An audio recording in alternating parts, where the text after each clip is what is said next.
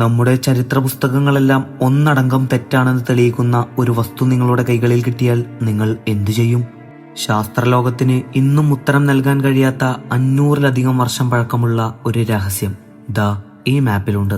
വർഷം 1513 ഒട്ടോമൻ സാമ്രാജ്യത്തിലെ നാവികനായിരുന്ന പിരി റൈസ് വരച്ച ഒരു ഭൂപടം ശാസ്ത്രജ്ഞർക്ക് ലഭിക്കുന്നു. ആദ്യം അവർ കരുതി ഇത് വെറും ഒരു സാധാരണ മാപ്പാണെന്ന്. എന്നാൽ സൂക്ഷ്മമായി പരിശോധിച്ച് അവർ ഞെട്ടിപ്പോയി.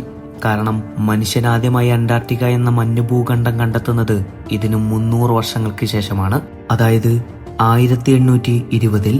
പക്ഷേ യഥാർത്ഥ നിഗൂഢത അതല്ല. ഈ ഭൂപടത്തിൽ അന്റാർട്ടിക്ക അടയാളപ്പെടുത്തിയിരിക്കുന്നത് മഞ്ഞില്ലാത്ത രീതിയിലാണ്. അതായത് നദികളും പർവ്വതങ്ങളും നിറഞ്ഞ കൃത്യമായ ഭൂപ്രകൃതി. ശാസ്ത്രത്തിന്റെ കണക്കുകൂട്ടലുകൾ അനുസരിച്ച് അന്റാർട്ടിക്കയിൽ മഞ്ഞില്ലാതിരുന്നത് ഇന്ന് മില്യൺ കണക്കിന് വർഷങ്ങൾക്ക് മുമ്പാണ്. അങ്ങനെയെങ്കിൽ മനുഷ്യൻ ജീവിക്കുന്നതിന് മുമ്പുള്ള അന്റാർട്ടിക്കയുടെ ഈ രൂപം ആരാണ് ഈ മാപ്പിൽ വരച്ചത്? ആധുനിക സാറ്റലൈറ്റുകൾ പോലും ഇല്ലാതിരുന്ന ആ കാലത്ത് ഇത്രയും കൃത്യമായി ഒരു മാപ്പ് വരക്കണമെങ്കിൽ ചരിത്രത്തിൽ നിന്നും മറഞ്ഞുപോയ ഏതെങ്കിലും വികസിത സംസ്കാരമാണോ ഇതിനു പിന്നിൽ? അതോ അന്യഗ്രഹ ജീവികളോ? ശാസ്ത്രത്തിന് ഇന്നും ഇതൊരു നിഗൂഢതയാണ്.